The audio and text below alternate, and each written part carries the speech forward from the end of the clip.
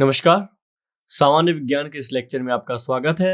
आज हमारी चर्चा का मुख्य विषय है भौतिकी या भौतिक विज्ञान। तो हम सामान्य विज्ञान के अंतर्गत भौतिक विज्ञान, रसायन विज्ञान और जीव विज्ञान को पढ़ेंगे। तो आइए सीधी चर्चा करते हैं। तो इसकी 3 शाखाएं याद रखिएगा, तो हम इनको क्रमशः पढ़ेंगे। पहले हम भौतिक विज्ञान पर शिफ्ट होंगे, इसके बाद हम रसायन विज्ञान की चर्चा करेंगे और अंततः हम करेंगे चर्चा जीव विज्ञान की। तो ये महत्वपूर्ण 3 शाखाएं रहेंगी, आपकी संबंधित होंगी जो साइंस से, विज्ञान विषय से। ठीक है, तो चलिए क्या क्या हम अध्ययन करते हैं विज्ञान विषय में। तो जो विज्ञान होता है, जनरल साइंस होता है या सामान्य विज्ञान होता है, इसके अंतर्गत हम बहुत सारे फंडामेंटल ऑफ फिजिक्स यानी जो भौतिकी के मूल विषय हैं, मूल अवधारणाएं हैं। उदाहरण के तौर पे अगर बात की जाए, आपके जीवन में ऐसे बहुत सारे प्रक्रम होते हैं, चाहे वो आपके आसपास हो और चाहे वो आपके किसी भी द्रव्य के रूप में हो, चाहे वो ठोस, द्रव, गैस, किसी भी रूप के प्रक्रम हो, किसी भी रूप की क्रियाविधियां हो। तो हर चीज का अपना एक रसायन विज्ञान होता, अपना एक विज्ञान होता है।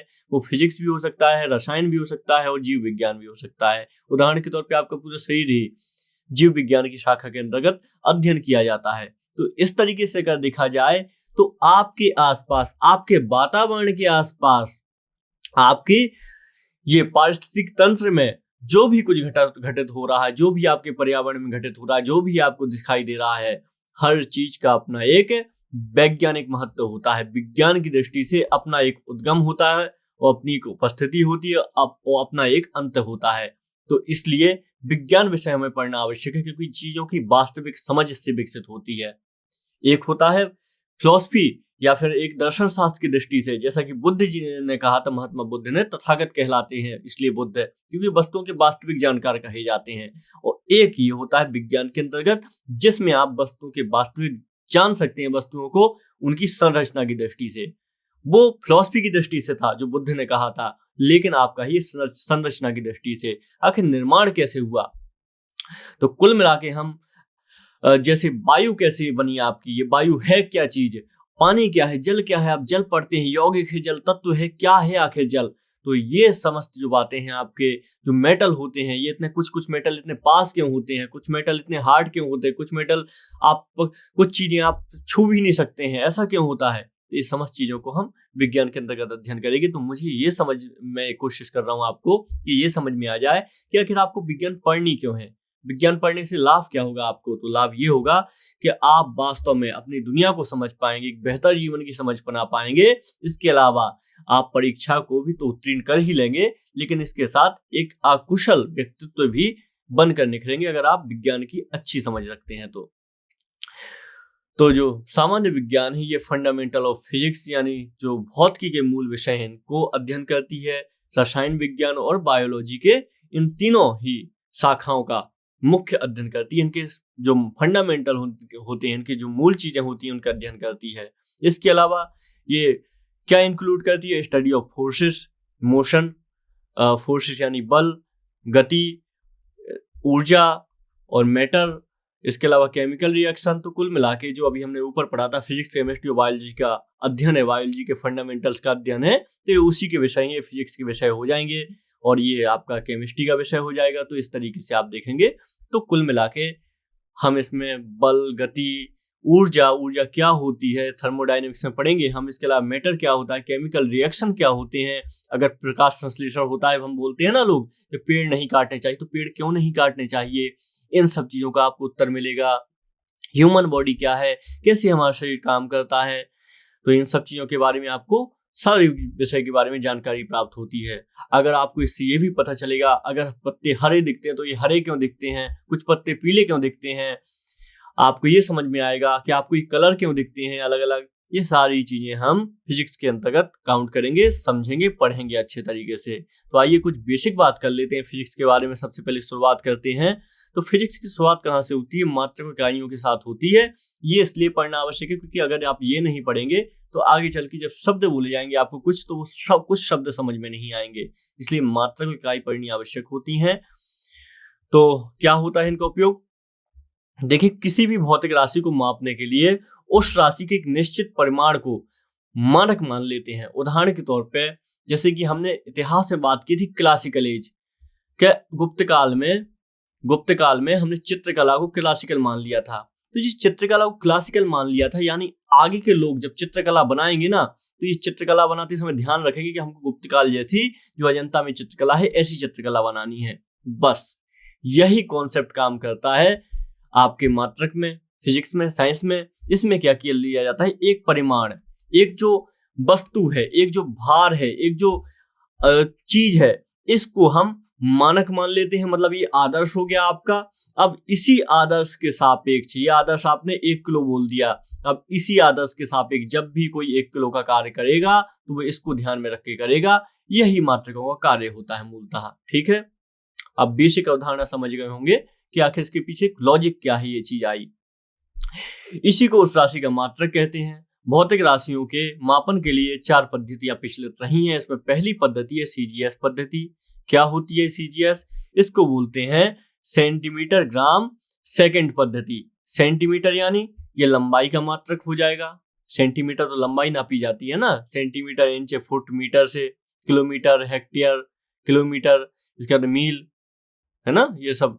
ग्राम क्या हो जाएगा? ग्राम हो जाएगा वजन का मापक, वजन। और सेकंड क्या हो जाएगा? इस समय का मापक हो जाएगा, समय का मात्रक हो जाएगा। तो इस तरीके से अगर देखा जाए तो इसको सीजीएस पद्धति कहा जाता है। इसको फ्रेंच या मीट्रिक पद्धति भी कहा जाता है, क्योंकि ये फ्रांस में बहुत प्रचलित रही है। दूसरी पद्धति ऐसी हो जाएगी आपकी, दूसरी पद्धति हो जाएगी एफपीएस। ये एफपीएस पद्धति क्या होती है? एफपीएस ये ब्रिटिश पद्धति बोलते हैं इसको। ये ब्रिटेन में बहुत ज्यादा चर्चित रही है, मतलब प्रचलित रही है। इसको बोलते हैं फुट। पौंड आपने सुना हो कि वहां पे जब वजन को तौलते हैं तो वो लोग पौंड की बात करते हैं, कितने पौंड का है ये, मतलब कोई सामान है तो कितने पौंड की है, बॉल कितने पौंड की है, या इसकी बात करते हैं वजन के लिए। यहाँ पे ग्राम की बात करते हैं, लेकिन यहाँ पौंड की बात करते हैं। और ये क्या हो जाएगा? सेकंड। तो ये हो जाएगा एफपीएस पद्धति। पौंड, या फिर इसको पाउंड कर दीजिए, पाउंड, इसको पाउंड भी बोला जाता है। पाउंड ज्यादा सही शब्द रहेगा, तो पाउंड ही याद रखिए आप। ठीक है, तीसरा हो जाएगा एमकेएस पद्धति। ये क्या हो जाएगा? मीटर, किलोग्राम और सेकंड पद्धति हो जाएगी ये एमकेएस, यानी मीटर, किलोग्राम। इसमें लंबाई का मात्रक मीटर होगा, आदर्श मात्रक, क्योंकि सेंटीमीटर बहुत छोटा मात्रक था, इसके हिसाब से आगे चल के गणना करना मुश्किल हो जाती, इसलिए आगे चल के मीटर, सेकंड एमकेएस पद्धति आई। इसमें मीटर, किलोग्राम और सेकंड, ये 3 चीजें होती हैं, और इसी का विकसित रूप है आगे चल के एसआई पद्धति। इसको 1960 में पेरिस में अंतरराष्ट्रीय मापतौल के महाधिवेशन में इस पद्धति को स्वीकार किया गया था। वर्तमान में इसी पद्धति का प्रयोग किया जाता है। इसमें 7 मूल मात्रक होते हैं। ठीक है, तो ये एमकेएस जो पद्धति है, इसी का अगला रूप है एसआई पद्धति। तो एसआई पद्धति में 7 मूल मात्रक होते हैं। मूल मात्रक याद रखिएगा, यहाँ से सीधे प्रश्न बनते हैं। इसमें पहला मूल मात्रक हो जाएगा लंबाई। लंबाई का, एसआई का मूल मात्रक क्या होता है? मीटर। और इसका संकेत होता है, जो संकेत होते हैं ना कि आपको किसके दर्शाने होते हैं, जैसे आप बोलते हैं कि 2 मीटर की लंबाई है, तो 2 आप ऐसे मीटर लिख देते हैं इंग्लिश में, या 2 मीटर ऐसे लिख देते हैं। तो यही संकेत हमें देखना है। ये स्मॉल में लिखा जाता है मीटर, कैपिटल में नहीं लिखा जाएगा। ठीक है, ये स्मॉल कैपिटल का याद रखिएगा। लंबाई मीटर, इसका क्या हो जाएगा? एम हो जाएगा संकेत। दूसरा हो जाएगा द्रव्यमान। द्रव्यमान क्या होता है? किलोग्राम होता है, किलोग्राम। और इसका मात्रक क्या हो जाएगा? जो मात्रक नहीं, संकेत क्या हो जाएगा? संकेत, ये मात्रक हो जाएगा, ये हो जाएगा केजी, किलोग्राम। ठीक है, ये सब दोनों स्मॉल में है, याद रखिएगा। तीसरा हो जाएगा आपका समय। समय का हम जानते हैं, बात कर जो सेकेंड, इसको डिनोट कैसे करते हैं? एस से करते हैं, स्मॉल एस से। इसके बाद चौथा हो जाएगा, ये प्रश्न बन सकता है, अगर वो पता है प्रश्न दे देगा, सेकेंड का संकेत होता है, ऐसे लिख देगा वो, और फिर इसके बोले इसमें ऑप्शन दे देगा, पहला कैपिटल एम, दूसरा लिख देगा स्मॉल एम, तीसरा लिख देगा स्मॉल एस, चौथा लिख देगा वो कैपिटल एस। तो आप लोग कंफ्यूज हो जाएंगे इस तरीके से, तो याद रखेंगे इन सब बातों को। चौथा हो जाएगा आपका ताप। ताप का क्या हो जाएगा? केल्विन होता है, इसका मात्रक केल्विन। इसका जो संकेत होता है ये कैपिटल के होता है, याद रखिए कैपिटल के होता है। पांचवा हो जाएगा इसमें विद्युत धारा। विद्युत धारा का होता है एम्पियर होता है। एम्पियर में मापते हैं ना कितने एम्पियर करंट आ रहा है। तो ये एम्पियर इसका हो जाएगा कैपिटल ए हो जाएगा, इसका कैपिटल ए हो जाएगा संकेत, ठीक है। और छठवां हो जाएगा जो बहुत ज्यादा महत्वपूर्ण है, ज्योति तीव्रता। ज्योति तीव्रता, ज्योति तीव्रता, तो इसमें क्या हो जाएगा, इसमें हो जाएगा कैंडला, कैंडला, और दूसरा हो जाएगा इसका मत वो हो जाएगा सीडी। सातवां हो जाएगा पदार्थ का परिमाण, पदार्थ परिमाण, ये हो जाएगा मोल, मोल, और ये MOL इसका साइन होता है। ये सब आप चीजें याद रखेंगे, बहुत ज्यादा महत्वपूर्ण रहेंगे आपके लिए। यहाँ के कुछ सीधे प्रश्न बनते हैं, अगर न्यूटन की थ्योरी में हम पहुंच जाते तो आपको समस्या हो जाती, इसीलिए इन सब के बारे में जानना बहुत ज्यादा है। इसके अलावा मीटर की कुछ नई परिभाषाएं बदल गई हैं। एक नई परिभाषा आई है मीटर के लिए, एक नई परिभाषा कहते हैं 1 मीटर की वह दूरी है जो निर्वात में प्रकाश की किरण सेकंड के 1/2.99792 हिस्से में तय करती है। तो ये आपको याद तो नहीं रखना, याद नहीं ही आप रख पाएंगे, लेकिन फिर भी कुछ नई परिभाषाएं आ गई हैं, इतना याद रखिएगा। सेकंड की मीटर की परिभाषा नहीं आ गई है, किलोग्राम की परिभाषा नहीं आ गई है, इसके अलावा सेकंड की परिभाषा भी नहीं आ गई है, ठीक है। तो ये सब चीजें याद रखिएगा। एम्पियर की परिभाषा भी नहीं है, केल्विन की परिभाषा और कैंडेला की परिभाषा भी नहीं है, तो ये सब आप याद रखेंगे, ठीक है। तो इन्हीं भौतिक राशियों से आगे चल के व्युत्पन्न मात्रक बनते हैं। ये जो भौतिक राशियां हैं इनको मूल क्यों कहते हैं, आखिर आपके मन में शब्द होगा, क्योंकि आगे चल के आप देखेंगे इन्हीं जो 7 राशियां हैं, इन्हीं 7 राशियों से आपकी सारे जो अन्य मात्रक हैं ये बनेंगे। उदाहरण के तौर पे जब भी हम कभी आयतन की बात करते हैं कि आयतन क्या है, तो आयतन को किससे काउंट करते हैं, आयतन इसको कहते हैं लंबाई चौड़ाई गुणे ऊंचाई करते हैं ना, लंबाई चौड़ाई और गुणे ऊंचाई। और जब हम इसका सूत्र लिखते हैं, क्योंकि लंबाई चौड़ाई ऊंचाई क्या होता है मीटर के साथ डिनोट की जाती है, तो हम इसमें लिखेंगे मीटर, मीटर की पावर 3, ये इसका संकेत हो जाएगा। तो लंबाई चौड़ाई ऊंचाई का गुणा कर दिया, यानी लंबाई का ही तरीके से किया, तो ये मीटर क्यूब हो गया। आप देखेंगे आगे चल के हम बेग निकालेंगे, तो बेग कैसे निकलेगा, बेग क्या होता है विस्थापन बटे समय, विस्थापन बटे समय। विस्थापन क्या होता है, विस्थापन आप जानते हैं एक तरीके से लंबाई का ही लंबाई ही है। विस्थापन मतलब क्या होता है, एक जगह से दूसरी जगह का ये विस्थापन हो गया। तो एक तरीके से जो लंबाई को ही आपने काउंट किया ना, लंबाई पे ही आप चले ना, तो ये हो जाएगा, क्या हो जाएगा विस्थापन बटे समय। इसमें हो जाएगा लंबाई, और ये अपना लंबाई यानी मीटर हो जाएगा, लंबाई का मात्रक मीटर, और ये हो जाएगा सेकंड। तो बस सूत्र यहाँ पे बन गया, मीटर सेकंड की इनवर्स या मीटर अपॉन में सेकंड हो जाएगा, मीटर बटे सेकंड हो जाएगा, ये भी हो जाएगा, ये दोनों ही सही है, ठीक है। मीटर अपॉन में सेकंड इसका हो जाएगा, वैसे मीटर पर सेकंड इनवर्स भी इसको लिखते हैं। इसी तरीके से आपका ये बल हो जाएगा। तो बल बराबर क्या होता है, ma यानी द्रव्यमान, द्रव्यमान गुणे त्वरण, तो ma हो जाएगा। तो द्रव्यमान क्या होता है, द्रव्यमान एक तरीके से द्रव्यमान आप देखेंगे तो ये किलोग्राम हो जाएगा, क्योंकि द्रव्यमान को किलोग्राम में नापते हैं ना, ये आप देखिए ये लिखा हुआ था किलोग्राम में नापते हैं। और त्वरण क्या हो जाएगा, त्वरण आपका हो जाएगा मीटर अपॉन में सेकंड, क्योंकि विस्थापन के बाद त्वरण एक नई परिभाषा आती है, वो एक तरीके से ये समय के सापेक्ष में लंबाई को दिखाती है, तो मीटर अपॉन में सेकंड स्क्वायर, तो इस तरीके से स्क्वायर। तो इस तरीके से इसको न्यूटन भी बोलते हैं, इसकी मात्रा को न्यूटन। कितने न्यूटन का बल लगाया, इतने न्यूटन का बल लगाया। तो इस तरीके से आप देखेंगे कुल मिला के किलोग्राम और मीटर का उपयोग हुआ ना, तो इसीलिए इसको व्युत्पन्न मात्रक कहा जाता है। बस इतना समझ लीजिए, ठीक है। चलिए आगे बढ़ते हैं, नेक्स्ट कुछ बातों पे बात कर लेते हैं जो बहुत ज्यादा महत्वपूर्ण है। तो आपने आयतन देख लिया, बेग देख लिया, बल देख लिया। बल के अलावा कुछ और 2-4 चीजें देख लीजिए, क्योंकि आपको ये सारी चीजें आगे चल के काम आएंगी बहुत ज्यादा। कार्य, कार्य, कार्य को क्या बोलते, कार्य का सूत्र क्या होता है, बल गुणे विस्थापन होता है, बल गुणे विस्थापन कार्य का सूत्र होता है। इसको न्यूटन गुणे मीटर कहते हैं, इसको जूल से भी इसका मात्रक जूल भी होता है, या फिर इसको न्यूटन गुणे मीटर भी इसका मात्रक होता है, ठीक है। कार्य का शक्ति, शक्ति क्या होता है, ये होता है कार्य बटे समय, समय के सापेक्ष कार्य करने की क्षमता को शक्ति कहते हैं। इसे जूल अपॉन में सेकंड से भी मापते हैं, इसके अलावा इसको वॉट से भी मापते हैं, शक्ति को कितने वॉट शक्ति लगाई। समतल कोण, समतल कोण छोड़ दीजिए, आपके काम का नहीं है इतना ज्यादा, आपको इतना ज्यादा दिमाग नहीं लगाना है। बस एक त्वरण देख लिया हमने, घनत्व देख लीजिए, घनत्व पूछा जाता है। घनत्व क्या होता है? ये होता है द्रव्यमान अपॉन में आयतन। ये द्रव्यमान अपॉन में आयतन होता है। क्या होता है द्रव्यमान? तो ये हो जाएगा किलोग्राम। द्रव्यमान क्या हो जाएगा? ये क्या हो जाएगा? किलोग्राम द्रव्यमान का, क्योंकि किलोग्राम होता है मात्रक। इसका क्या हो जाएगा? आयतन का। इसका मीटर क्यूब होता है। अभी हमने ऊपर देखा था ना, आयतन लंबाई गुणे चौड़ाई गुणे ऊंचाई बराबर आयतन होता है किसी चीज का। आयतन क्या होता है? किसी बर्तन में आपने दूध डाला तो इसमें जैसा भी ये शेप ले लिया, जैसा ये चला जाएगा, तो इसको आयतन ही बोलते हैं, इसको बर्तन का आयतन बोलेंगे। ठीक है, तो इस तरीके से घनत्व तो क्या हो जाएगा? तो घनत्व की परिभाषा जाएगी किलोग्राम गुणे मीटर क्यूब, ये इसकी परिभाषा हो जाएगी। ये इनवर्स में चला जाएगा। इनवर्स में क्यों चला गया? माइनस क्यों लग गया? क्योंकि हमने इसको गुणा में लिख दिया।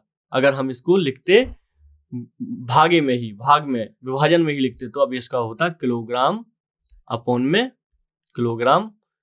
में मीटर क्यूब। ये इसका फिर इसमें इनवर्स नहीं लगता, माइनस नहीं लगता साइन, जो गुणा में लगा है। ठीक है, ये आपको बेसिक पता होगा मैथ्स का, तो उससे संबंध समझ में आ जाएगा आपको। तो ये सब आप कुछ फॉर्मूले याद रखेंगे। ये फॉर्मूले अति आवश्यक हैं आपके लिए। तो आइए अब बात करते हैं न्यूटन के गति के प्रथम नियम पर। न्यूटन के गति के प्रथम नियम पर क्या है आखिर ये न्यूटन के गति का प्रथम नियम? तो न्यूटन आप जानते हैं, doctor Isaac Newton, sir Isaac Newton एक बहुत बड़े वैज्ञानिक हैं। तो इनकी इन्होंने कुछ सिद्धांत दिए हैं। इन्होंने गति के सिद्धांत दिए हैं, इसके अलावा कुछ अन्य सिद्धांत भी इन्होंने दिए हैं, सबकी बात करेंगे। ठीक है, तो आइए गति के प्रथम नियम पे बात कर लेते हैं पहले। तो इन्होंने न्यूटन के गति के प्रथम नियम क्या है? तो पिंडों अथवा वस्तुओं, कुछ पिंड या वस्तुएं, कुछ समझ लीजिए, वस्तुओं की बात कर रही है, कि गति का वर्णन करने के लिए न्यूटन ने 3 नियम परिभाषित किए हैं। इन 3 नियमों को न्यूटन के गति के नियम कहा जाता है। न्यूटन के गति के नियम बल की परिशुद्ध परिभाषा देते हैं। ये बल के लिए बहुत ज्यादा महत्वपूर्ण है। बल की परिशुद्ध परिभाषा देते हैं और वस्तु पर लगाए गए बल तथा उसके द्वारा प्राप्त की गई गति को अवस्था के बीच संबंध स्थापित करते हैं। इस पर बल लगेगा तो इसके बाद ये गति करेगी, तो इनके बीच में क्या करते हैं? अंतर संबंध स्थापित करते हैं न्यूटन के गति के नियम। अभी हम बहुत अच्छे एग्जाम्पल से पढ़ेंगे। ठीक है, इसको हम समझेंगे बहुत ही बढ़िया तरीके से। बल याद रखिएगा, वही F_m/a। अभी हमने पढ़ा था मास इंटू एक्सेलरेशन, द्रव्यमान गुणे त्वरण, बल का सूत्र होता है। तो ये सूत्र याद रखेंगे तो आपको बल समझ में आएगा अच्छे तरीके से। ठीक है, तो प्रथम नियम के अनुसार क्या होता है? न्यूटन का प्रथम नियम बोलता है कोई विरामस्थ वस्तु, प्रथम नियम के अनुसार कोई विरामस्थ वस्तु, यानी ये वस्तु रुकी हुई है, ठीक है, कोई विरामस्थ वस्तु विरामावस्था में ही बनी रहेगी। वो गतिमान वस्तु निरंतर एक समान चाल से गतिमान रहेगी जब तक कि उसकी विरामावस्था अथवा एक समान गति की अवस्था में परिवर्तन के लिए बाहरी बल के द्वारा उसे बाध्य नहीं किया जाता। ठीक है, ये है इसका अर्थ। कुछ समझ में आया आपको? शायद नहीं, इसको समझ लेते हैं। आप देख रहे हैं ये वस्तु है ना, ये विराम अवस्था में है तो विराम ही रहेगी। आप कहेंगे तो निष्क्रिय वस्तु है तो कैसे विराम ही रहेगी? तो ये आप सोचते हैं ना, लेकिन ऐसा नहीं है, ऐसा नहीं होता है। ये वस्तु विराम अवस्था में है तो विराम अवस्था में ही रहेगी, लेकिन ये वस्तु अगर गति अवस्था में है तो हमेशा गति अवस्था में रहेगी। ऐसा कैसे है?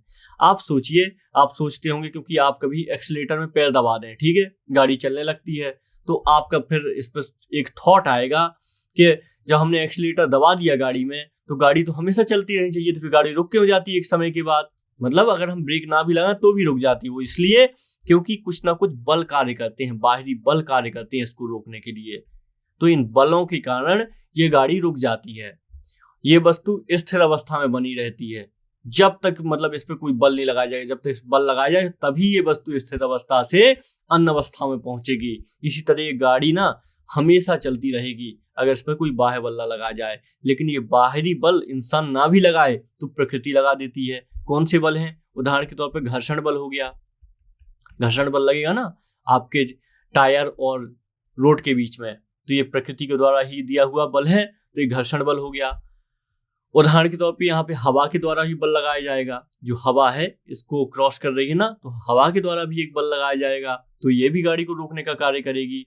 तो इस तरीके से आप देखते हैं, इसीलिए तो गाड़ी का ऐसा डिजाइन बनाया जाता है ताकि जो एयर है ये आसानी से इसका फोर्स डिवाइड होता चले और गाड़ी ज्यादा तेज चल सके, गाड़ी में ईंधन की मात्रा कम लगे।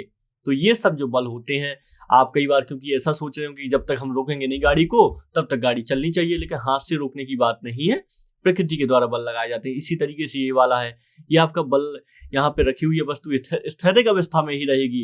इसको जड़त्व का सिद्धांत भी समझा जाता है, इसको जड़त्व के सिद्धांत में कहा जाता है। जड़त्व का सिद्धांत कहलाता है कि जो वस्तु जैसी विराम अवस्था में तो विराम अवस्था में रहेगी, गति अवस्था में गतिमान नहीं रहेगी। एक सीधी रेखा में निरंतर गतिमान रहने की प्रवृत्ति को ही जड़त्व यानी इनर्शिया कहा जाता है।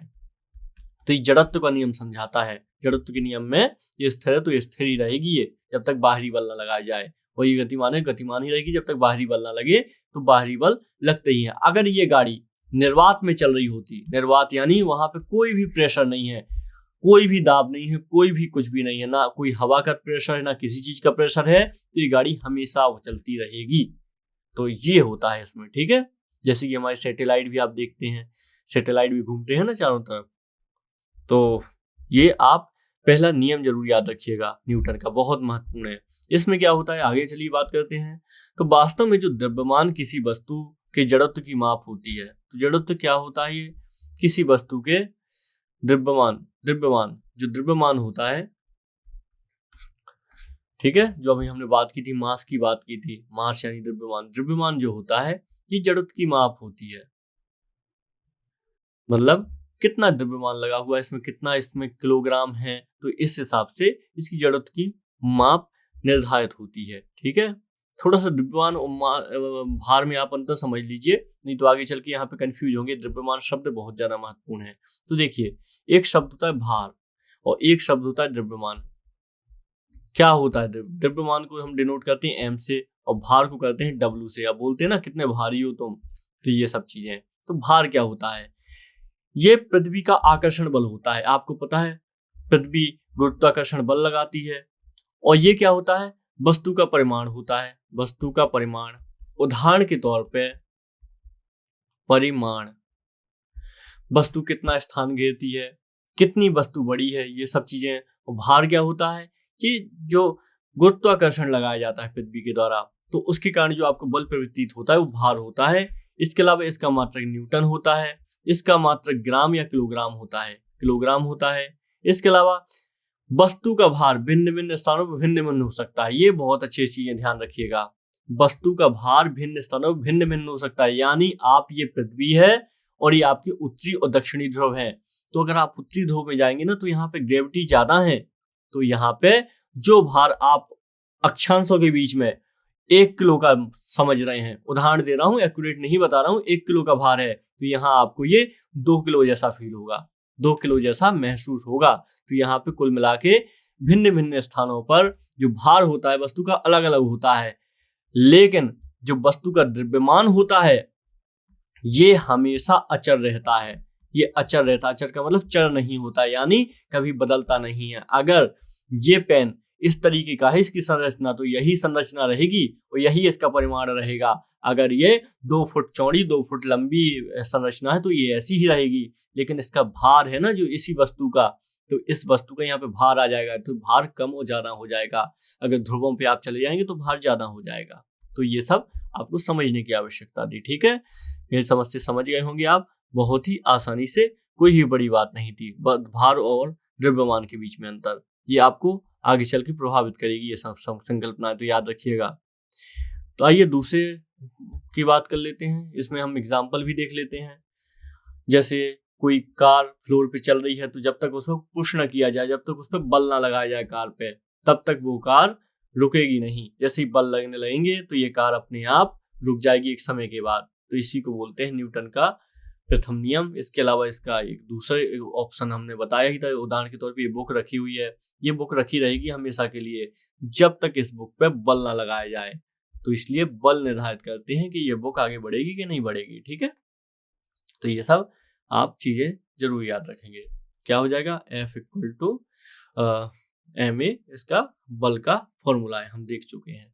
आइए आगे बात करते हैं न्यूटन सेकेंड लॉ, यानी न्यूटन का दूसरा नियम, गति का दूसरा नियम, ये क्या है। तो हमने देखा था न्यूटन के गति के प्रथम नियम से यह स्पष्ट हो गया था कि किसी वस्तु पर बाह्य बल लगाने से उसकी गति में परिवर्तन होता है। गति में परिवर्तन होने का अर्थ है वस्तु में त्वरण के उपस्थित होने से है, यानी गति में परिवर्तन होता है अगर बाह्य बल लगता है। विराम है तो विराम रहेगी, अगर चाल गतिमान है तो गतिमान रहेगी, जब तक उसे बाह्य बल नहीं लगाएंगे तब तक रुकेगी नहीं वो। तो गति में परिवर्तन होने का अर्थ वस्तु में त्वरण के उपस्थित होने से है, मतलब त्वरण का मतलब होता है, अभी बात करते हैं इसको साइंटिफिकली बात करते हैं। त्वरण काफी थोड़ा सा भी आपको समझ में नहीं आएगा अगर हम शुरुआत त्वरण से ही करेंगे। तो गति में परिवर्तन होने का अर्थ वस्तु में त्वरण के उपस्थित होने से, अतः किसी वस्तु पर बल लगाने से उसमें त्वरण उत्पन्न होता है।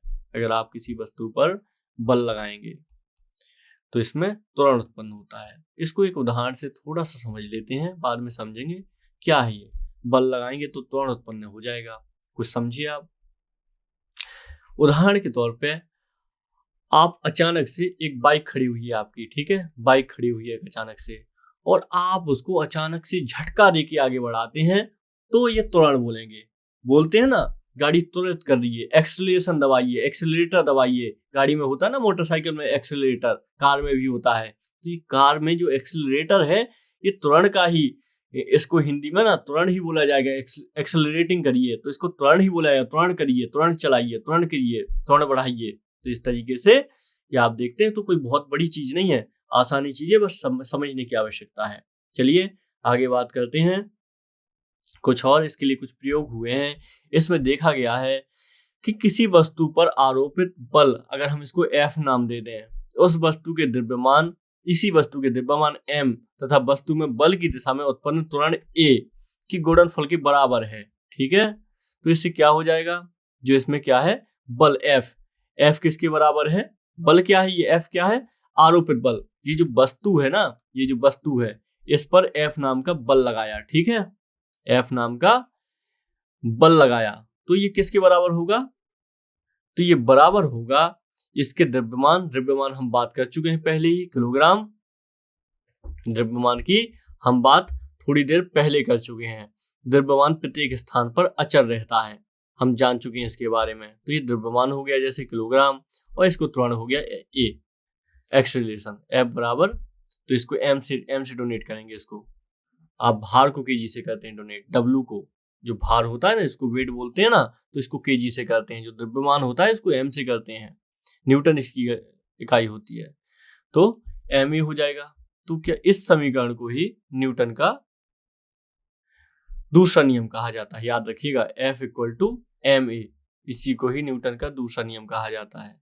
यानी इसमें क्या हुआ, जब किसी वस्तु पर F बल लगाया जाता तो उस वस्तु की ये m × a के बराबर होता है, गुणनफल के बराबर होता है, बस इतना सा है इसमें। तो ये थोड़ा समझने का प्रयास कर लीजिएगा। इसे न्यूटन का दूसरा नियम कहते हैं। बल का एसआई मात्रक न्यूटन होता है, हम जानते ही हैं, ठीक है, ये हम अच्छे से जानते हैं। तो अगर इसमें कहा जाए तो एक न्यूटन क्या है, अगर न्यूटन की अगर हम बात करेंगे तो न्यूटन क्या है, तो एक न्यूटन क्या है, यह वह बल है जो 1 किलोग्राम द्रव्यमान की वस्तु पर लगाए जाने पर उसमें 1 मीटर सेकंड का त्वरण उत्पन्न करता है। यानी 1 न्यूटन वह बल है जो 1 किलोग्राम की, यानी 1 किलोग्राम की कोई वस्तु है, इस पर 1 मीटर का त्वरण ये ले ले, ये 1 मीटर का त्वरण ले ले, यानी 1 मीटर आगे बढ़ जाइए, तो इसको कहते हैं 1 मीटर पर सेकंड स्क्वायर का त्वरण ले लिए, तो इसको बोलते हैं 1 न्यूटन का बल। ठीक है, चलिए कुछ और बात कर लेते हैं। तो ये सब आप याद रखिएगा। तृतीय नियम पे हम आएंगे, इसके एग्जाम्पल देख लें हम। तो इसमें आप देखते हैं, जो द्वितीय नियम का एक एग्जाम्पल देखते हैं, तो आप देखते हैं इसमें तो संवेग संबंधित कुछ आपको चीजें दिखाई देती हैं। इसमें संवेग परिवर्तन दिखाई देता है आपको, जिसमें आप देखते हैं कि कैच पकड़ते समय जो बॉलर होता है वो अपने हाथ पीछे खींच लेता है, ताकि जो वो है टाइम पीरियड है, जो संवेग परिवर्तन का टाइम है, वेग परिवर्तन का टाइम है, ये टाइम बढ़ाया जा सके। इस तरीके से इसको इस माध्यम से भी समझा जाता है। ठीक है, तो ये वेग संवेग से भी ये जो न्यूटन की गति का द्वितीय नियम है ये समझा जाता है। आइए बात करते हैं, अब तृतीय नियम की हम बात करते हैं। ये बहुत महत्वपूर्ण है क्योंकि ये आपको पूरी हर जगह आपको ये नियम दिखाई देगा। क्रिया प्रतिक्रिया का नियम बोलते हैं इसको। क्या बोलते हैं? क्रिया प्रतिक्रिया। यानी हर एक क्रिया के विपरीत में एक प्रतिक्रिया होती ही है और यह सार्वसत्व है और ये एक सिद्धांत है प्रकृति का। तो इसका मतलब क्या है? आप देखेंगे गति के तृतीय नियम के अनुसार जब कभी एक वस्तु किसी दूसरी वस्तु पर बल लगाती है, जब एक वस्तु जो होती है ये किसी दूसरी वस्तु पर बल लगाती है, एक वस्तु किसी दूसरी वस्तु पर बल लगाती है तो दूसरी वस्तु भी पहली वस्तु पर बराबर और विपरीत दिशा में बल लगाती है। इसका क्या मतलब हुआ? जब एक वस्तु पे आप बल लगाते हैं तो ये वस्तु भी अपने आप में विपरीत बल लगाती है, ये कहने का मतलब है। उदाहरण के तौर पे अगर आप कुएं से बाल्टी में पानी खींच रहे हैं तो आप जितना मतलब बल लगा रहे हैं तो बाल्टी भी नीचे की तरफ उतना ही बल लगा रही होती है। ये है इसका अर्थ। इसको और समझ लेते हैं। ज्वार भाटा आते हैं, ठीक है, आप देखेंगे पृथ्वी है, ज्वार भाटा आते हैं। तो ज्वार भाटा कैसे आते हैं? जब चांद इस तरफ होता है तो चांद में आकर्षण एक बल पाया जाता है, ऐसा कुछ अपने बीच में। तो जब चांद की तरफ पृथ्वी को खींचा जाता है, चांद थोड़ा सा आकर्षित करता है पृथ्वी को, तो पृथ्वी क्या है, आगे की तरफ बढ़ती है थोड़ी सी। समुद्र, बाकी तो सब समुद्र भरे है ना, इसमें कुछ स्थल मंडल को छोड़ दिया जाए तो जब प्रकृति आगे की तरफ बढ़ती है, चांद खींचता है तो इसको। लेकिन क्या होता है, और सूरज हो गया, सूरज तो और भी बड़ा मतलब ज्वार आता है। इसको ज्वार भाटा की घटना जानते हैं ना। सूरज क्या करता है, सूरज चांद पृथ्वी को अपनी तरफ खींचते हैं तो बड़े ज्वार आते हैं। लेकिन इसी भार के सापेक्ष पृथ्वी भी तो अपने पीछे एक बल लगाती है ना, प्रतिक्रिया बल, आगे जाने से खुद को रोकती है। इसी को बोलते हैं क्रिया प्रतिक्रिया का बल। इससे क्या है, पानी बहुत आगे तक आता है, फिर उसके बाद पानी लौट जाता है। बस यही होता है। अगर सोचिए आप, ये तो लॉजिक है ना हमारा कि आप किसी बर्तन में पानी रखे हुए हैं और इस बर्तन को लगातार इसी गति से आगे लेते आइए तो ये बर्तन आपको पीछे की तरफ छलकता हुआ नहीं दिखाई देगा। इसका पानी का जो वेग होगा ये इसी तरफ होगा। लेकिन आप देखते हैं जो कटोरे होते हैं पानी के बर्तन के, आप उसको ऐसे ऐसे करिए, मूव करिए उसको दोनों तरफ, तो क्या होगा, पानी इस तरफ ऊपर आएगा, फिर इसके बाद इस तरफ छलकेगा। तो ये हमको ऐसे भी कुछ हम समझ सकते हैं चाहे तो, अगर लॉजिक लगाए हम तो, क्योंकि सारी चीजें एक जैसी होती हैं, बस थोड़ा थोड़ा कुछ अंतर ही होता है चीजों में। ठीक है, तो ये क्रिया प्रतिक्रिया का इसको नियम बोला जाता है और ये बहुत ही महत्वपूर्ण नियम है न्यूटन सर का, तो जो आज भी बहुत ज्यादा हेल्प कर रहा है मानव जाति की। ठीक है, चलिए आगे बात करते हैं। तो एक हमको यहाँ पे शब्द समझना है, संवेग। संवेग क्या होता है?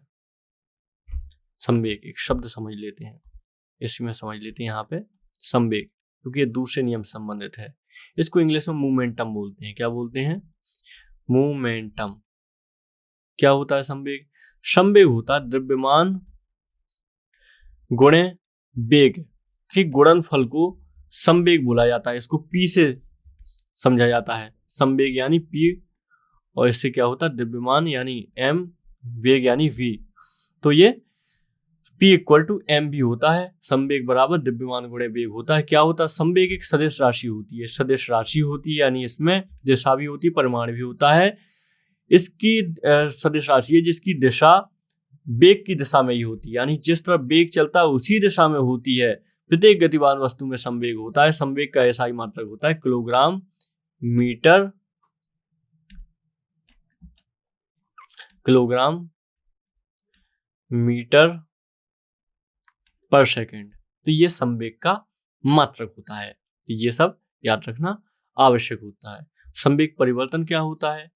किसी वस्तु के संवेग परिवर्तन की दर वस्तु पर लगे बाह्य बल के समानुपाती होती है। संवेग के परिवर्तन की सदैव बल की दिशा में ही होता है। वह न्यूटन की गति के द्वितीय नियम का एक अन्य रूप है।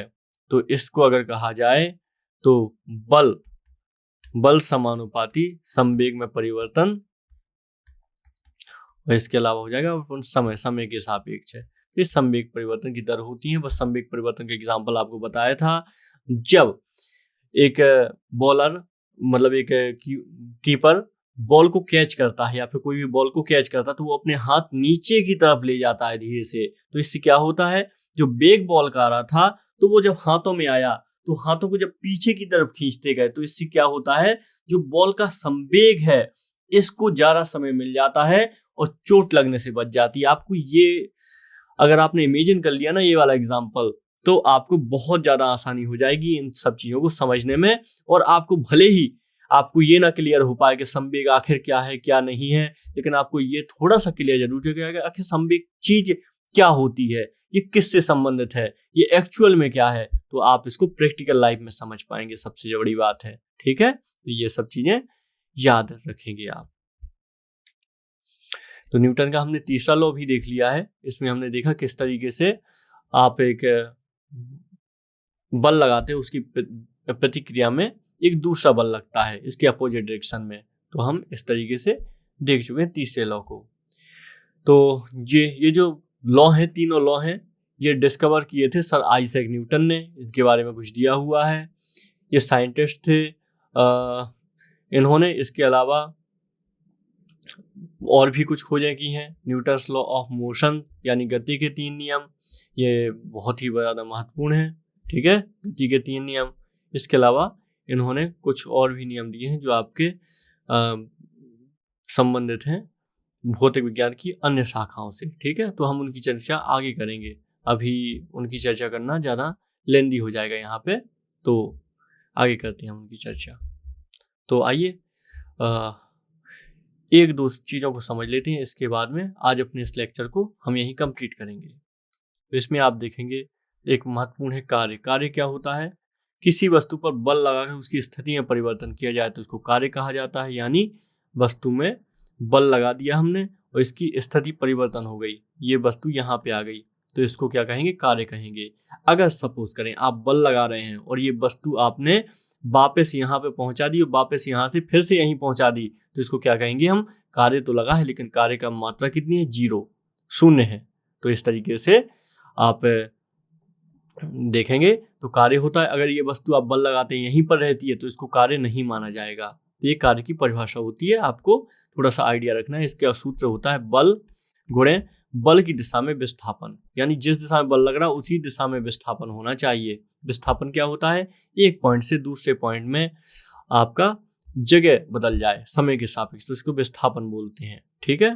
तो ये आप याद रखेंगे, इसका सूत्र होता है W बराबर, कैपिटल W है capital S into small s, small s means विस्थापन।